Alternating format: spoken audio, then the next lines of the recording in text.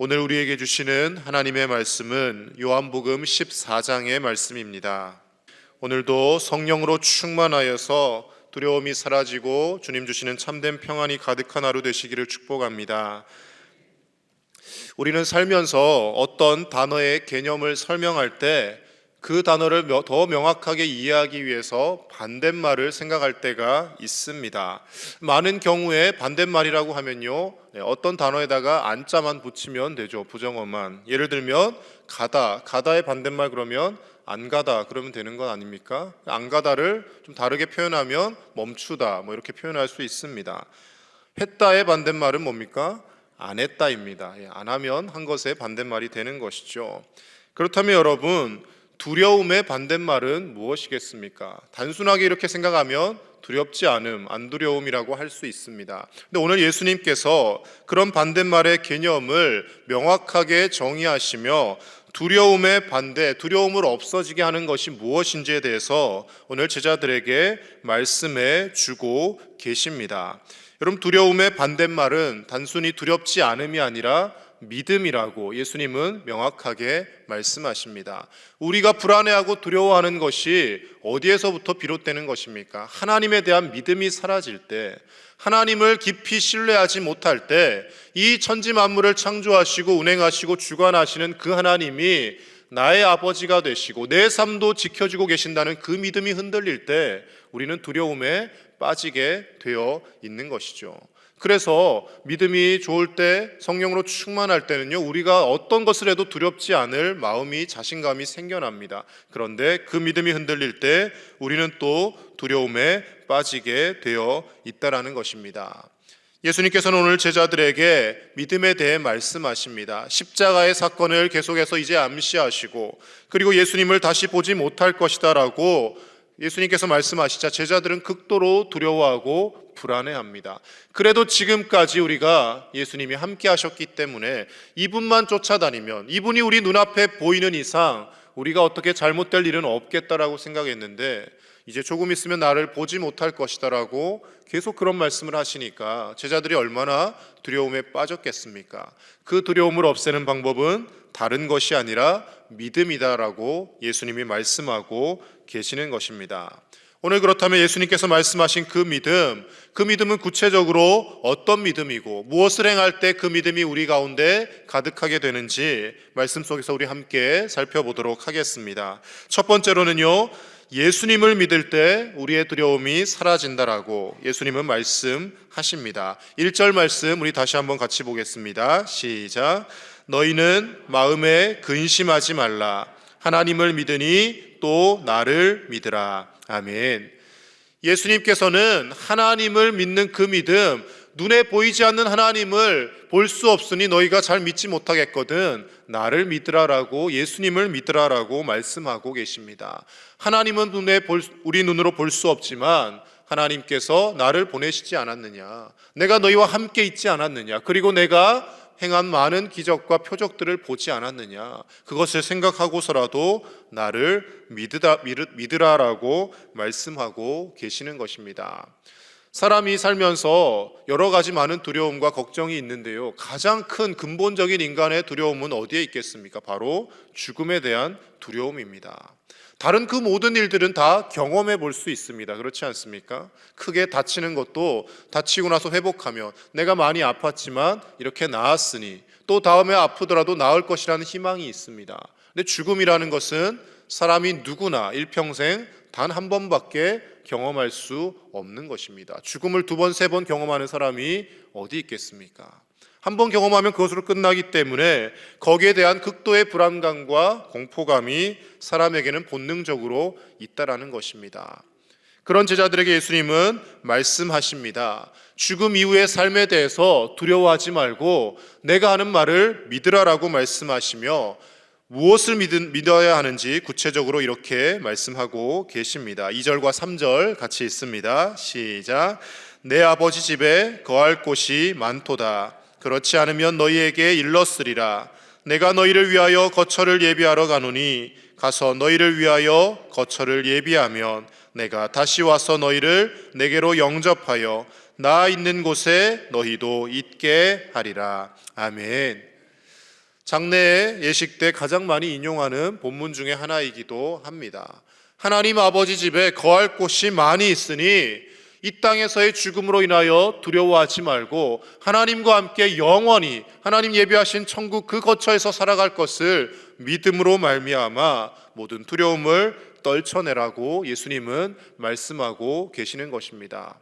그래서 우리가 천국에 대한 믿음이 커지면 커질수록 이 땅에서의 죽음이 별로 두렵지 않습니다. 예수님의 제자들과 수많은 믿음의 선진들이 순교의 현장에서도 그들이 두려움 없이 담대하게 그렇게 자신의 목숨을 내어 던질 수 있었던 이유는 영원한 거처, 하나님이 예비하신 천국의 존재를 믿고 있었기 때문입니다.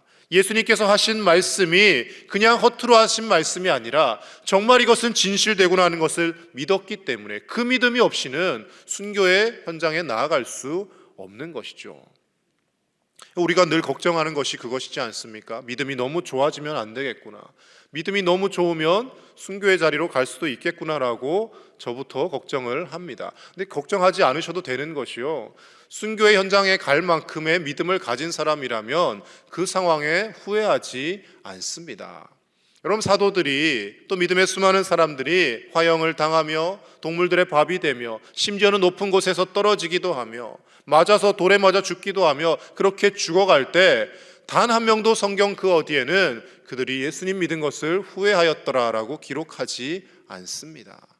그 죽음의 순간에도 나에게 영원한 하나님의 나라 천국이 있음을 믿고 그리고 그것을 영광스럽게 받아들이며 그 누구보다 기뻐하며 하나님의 품으로 가더라는 것이죠. 우리가 그만한 준비가 되어 있지 않으면요, 하나님께서 우리를 순교의 현장으로 가도록 내버려 두지 않으십니다. 왜냐하면 그 자리에서 내가 예수님 괜히 믿었네라고 부인한다면 하나님께 영광이 되지 못하고 그것이 전도의 도구로도 되어지지 못하기 때문입니다. 사랑하는 우리 제1의 가족 여러분, 우리는 오늘 하루를 살면서도 수천 번, 수만 번 두려움이 엄습할 때가 있습니다. 그때마다 우리가 생각해야 할 것은 하나님께서 우리를 위하여 영원한 거처를 예비하셨고 설령 우리가 이 땅에서 잘못되어진다 할지라도 그것으로 끝이 아니라 영원한 하나님의 나라에서 우리의 호흡이 이어진다라는 것을 믿으며 예수님의 말씀을 떠올리며 모든 두려움을 떨쳐내는 저와 여러분 되실 수 있기를 간절히 축복합니다.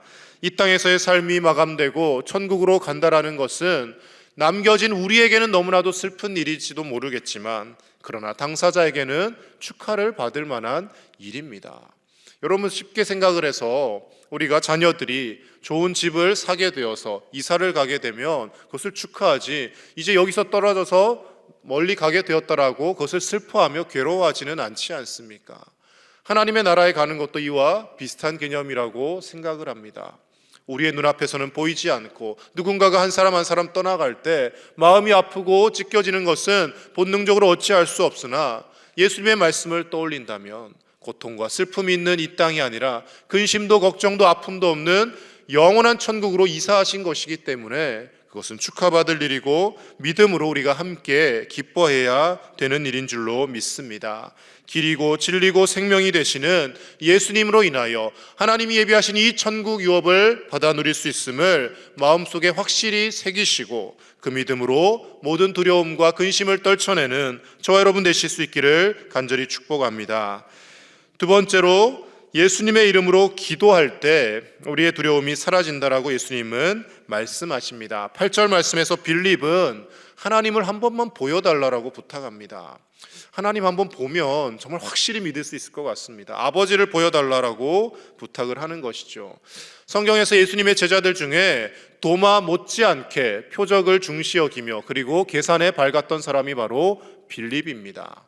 오병이어 사건에서도 빌립이 대번에 이 많은 사람들을 먹이려면 수백 데나리온의 돈이 필요하다라고 예수님께 바로 계산해서 알려주지 않습니까?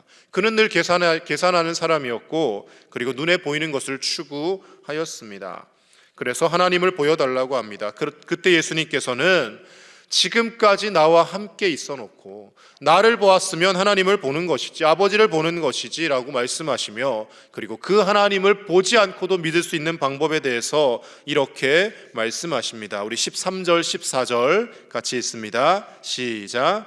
너희가 내 이름으로 무엇을 구하든지 내가 행하리니 이는 아버지로 하여금 아들로 말미암아 영광을 받으시게 하려 함이라. 내 이름으로 무엇이든지 내게 구하면 내가 행하리라. 아멘. 하나님을 직접 보지 못하여도 우리가 예수님의 이름으로 기도하며 아버지 하나님께 구할 때 하나님이 우리의 눈에 보여지는 것과 같은 생생한 믿음을 우리에게 허락하여 주신다라고 말씀하고 계시는 것입니다. 예수님의 이름으로 무엇을 구하든지 그대로 행하겠다라고 말씀하시는 것은 우리가 어떤 것을 가지고 기도하든지 간에 우리의 소원대로 다 들어주시겠다라는 말씀이 아닙니다. 그렇다면 우리가 예수님의 이름으로 기도할 때 내일 당장 100억짜리 복권을 당첨되게 해달라고 기도해도 들어주셔야 되는 건 아닙니까? 근데 그런 기도 응답하지 않으시죠. 예수님의 이름으로 기도한다라는 것은, 예수님의 이름으로 구한다라는 것은 단순히 우리가 기도의 끝에 예수님의 이름으로 기도합니다, 아멘, 이 말만 붙이면 모든 것이 해결되어지고 내 뜻대로 이루어지는 만능 키와 같은 것을 말씀하시는 것이 아닙니다.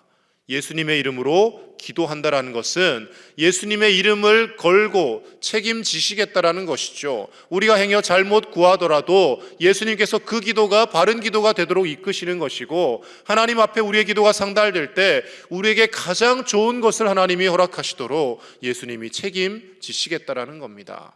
그리고 그 예수님께서 생각하며 행동하며 나타내 주셨던 그 모습대로 우리도 기도하며 구하라는 것입니다. 예수님 살아계실 때 하나님 아버지께 기도할 때 늘 드렸던 기도는 축사하시고 감사의 기도입니다. 감사의 기도이고, 때로는 위험에 처할 때에도 십자가의 사건을 앞에 두고도 자신의 뜻대로가 아닌 아버지의 뜻대로 해달라고 구하신 것이 예수님의 기도입니다. 그 기도대로 우리가 행하며 나아갈 때 하나님이 우리에게 참된 평안을 주신다라고 말씀하고 계시는 것입니다. 그래서 잠언 15장 8절 말씀에서는 이렇게 우리에게 전합니다. 악인의 제사는 여호와께서 미워하셔도 정직한 자의 기도는 그가 기뻐하시느니라. 아멘. 정직한 자의 기도라는 것이 무엇을 뜻하는 겁니까? 단순히 거짓말하지 않는 그런 정직함을 말하는 것이 아닙니다. 하나님 앞에 진실되게 기도하는 사람, 내 탐욕과 욕망을 채우기 위한 기도가 아니라 하나님이 기뻐하시는 것을 구하는 사람, 그 기도를 하나님이 기뻐하시고요. 우리가 악인으로 살아갈 때는 하나님 앞에 아무리 예배하고 제사를 드려도 하나님께서 그 제사를 미워하신다라고 말씀은 표현하고 있습니다. 그래서 하나님 앞에 나와 기도하고 예배하기에 앞서서 우리는 예수님의 보혈로 우리의 마음을 먼저 씻어내어야 합니다. 그래야 하나님이 기뻐하시는 온전한 예배를 드릴 수 있고, 그 예배 가운데 하나님께서 채워주시는 참된 기쁨과 평안을 맛보게 되어지는 줄로 믿습니다. 오늘 하루도 예수님의 이름으로 구하십시오. 하나님 앞에 기도하십시오. 그러나 내 욕망을 이루기 위한 기도가 아니라 예수님이 원하셨던 기도, 예수님이 우리에게 원하시는 것이 무엇인지 생각하며 그것을 구하고 하나님이 주시는 참된 기쁨과 평안을 받아 누리시는 저와 여러분 되실 수 있기를 간절히 축복합니다. 마지막 세 번째로, 성령으로 충만할 때 우리의 두려움이 사라진다라고 예수님은 말씀하고 계십니다. 예수님이 계속 말씀하셔도 여전히 불안해하는 제자들을 바라보며 예수님은 또 다른 보혜사를 보내겠다라고 말씀하십니다. 보혜사라는 이름의 뜻, 보호할 보자와 은혜의 자와 그리고 스승사자를 사용해서 보혜사 이렇게 표현합니다. 보혜사 그러면 무슨 뜻인지 잘 와닿지 않죠. 우리에게 은혜를 베푸시고 우리를 도와주시고 우리의 스승이 되시는 분이라는 뜻입니다. 그래서 신학적으로는 위로자, 중보자, 탄원자 이런 뜻을 가지고 있다라고 표현을 합니다. 예수님께서는 지금까지 제자들과 함께 있으면서 그 역할을 감당하셨는데, 이제 예수님이 십자가 죽음 이후에 보이지 않으면 또 다른 보혜사인 성령님을 보내시겠다라고 약속하고 있는 것입니다. 그 성령님께서 우리에게 오셔서 무엇을 하시는지 오늘 말씀은 이렇게 기록합니다. 26절과 27절 같이 보겠습니다. 시작. 보혜사 곧 아버지께서 내 이름으로 보내실 성령, 그가 너희에게 모든 것을 가르치고 내가 너희에게 말한 모든 것을 생각나게 하리라. 평안을 너희에게 끼치노니 곧 나의 평안을 너희에게 주노라. 내가 너희에게 주는 것은 세상이 주는 것과 같지 아니하니라. 너희는 마음에 근심하지도 말고 두려워하지도 말라. 아멘. 성령님께서 우리 가운데 오셔서 하시는 일, 바로 예수님의 말씀이 떠오르게 하고 그 말씀을 이해하게 하고 그 말씀을 믿음으로 우리의 모든 두려움이 사라지게 만들어 주신다라는 것입니다. 그리고 궁극적으로는 고린도전서 12장 3절에서 사도 바울이 말씀을 전했던 것처럼 성령으로 아니하고는 누구든지 예수를 주시라 할 수 없느니라. 예수님을 주님으로 인정하고 믿을 수 있도록 만들어 주신다라는 것입니다. 그러니까 결국 첫 번째, 두 번째, 세 번째가 다 같이 연결이 되는 겁니다. 예수님을 믿는 것, 예수님의 이름으로 기도하는 것, 성령으로 충만한 것, 이것이 믿음이라는 하나의 개념으로 우리에게 생겨난다라는 것이죠. 성령에 충만할 때 하나님의 말씀이 떠오르고, 하나님의 말씀이 떠오를 때 그 말씀으로 우리는 세상을 이길 힘을 얻고 어떠한 두려움의 상황에서도 두려워하지 않는 담대한 그리스도인으로 살아가게 된다라는 것입니다. 그래서 우리가 오늘도 가장 먼저 구해야 할 것은요, 우리의 삶을 변화시켜 달라는, 우리의 삶의 형편을 나아지게 해달라는 기도보다는 성령의 충만함입니다. 성령으로 충만하며 우리의 상황이 어찌 됐든 간에 연연하지 않고 우리는 어떤 상황에서도 평안을 누리며 살 수 있다라는 것입니다. 사랑하는 우리 제일의 가족 여러분, 오늘 하루도 성령님으로 충만하여서 우리의 삶의 자리가 어떠하든지 간에, 내 삶을 위협하는 그 어떤 요소가 있다 하든지 간에 그것에 흔들리는 것이 아니라 하나님을 믿고 하나님이 예비하신 영원한 천국을 바라볼 수 있는 믿음의 눈을 뜨고 하나님이 주시는 참된 평안함과 기쁨을 누리며 살아갈 수 있는 저와 여러분의 삶이 되실 수 있기를 우리 주 예수님의 이름으로 간절히 축복합니다. 함께 기도하겠습니다. 이 시간 함께 기도하실 때 우리가 오늘도 믿음으로 기도하며 성령으로 충만하여서 우리의 마음속에 불일 듯 일어나는 모든 두려움을 떨쳐내며 살게 하여 주옵소서.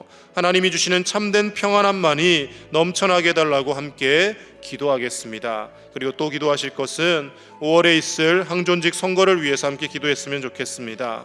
우리 교회를 섬기고 하나님의 나라를 위해 열심히 섬길 수 있는 좋은 일꾼들이 하나님의 뜻대로 세워지게 해달라고, 사람의 생각과 사람의 어떤 이해관계가 아니라 하나님이 원하시는 일꾼들이 세워지게 해달라고 항존직 선거를 위해서 기도해 주시고, 담임 목사님 영육의 강건함을 허락하여 주셔서 하나님 주신 모든 목회를 평안하게 감당하실 수 있도록 목사님의 건강과 그리고 우리 모든 성도들의 건강을 위해서 시간 함께 기도하겠습니다. 하나님 아버지, 오늘도 주님 앞에 나와 말씀으로 우리에게 믿음을 더하여 주시니 감사를 드립니다. 하나님을 믿으니 나를 믿으라라고 말씀하신 그 예수님의 말씀을 떠올리며 우리에게 영원한 천국이 있음을 바라보며 오늘도 승리하며 믿음으로 나아가는 우리의 삶이 되어지게 하여 주시옵소서. 하나님 앞에 예수님의 이름으로 기도할 때 우리가 예수님처럼 생각하며 예수님처럼 구하게 하여 주시고, 이 땅의 것만을 구하며 나아가는 것이 아니라 하나님 나라와 의를 구하며 먼저 하나님 나라와 의를 구할 때 모든 것을 우리에게 채우시는 그 하나님 아버지의 놀랍고 신실하심을 날마다 삶 속에서 경험하며 살게 하여 주시옵소서. 성령으로 충만하기를 원합니다.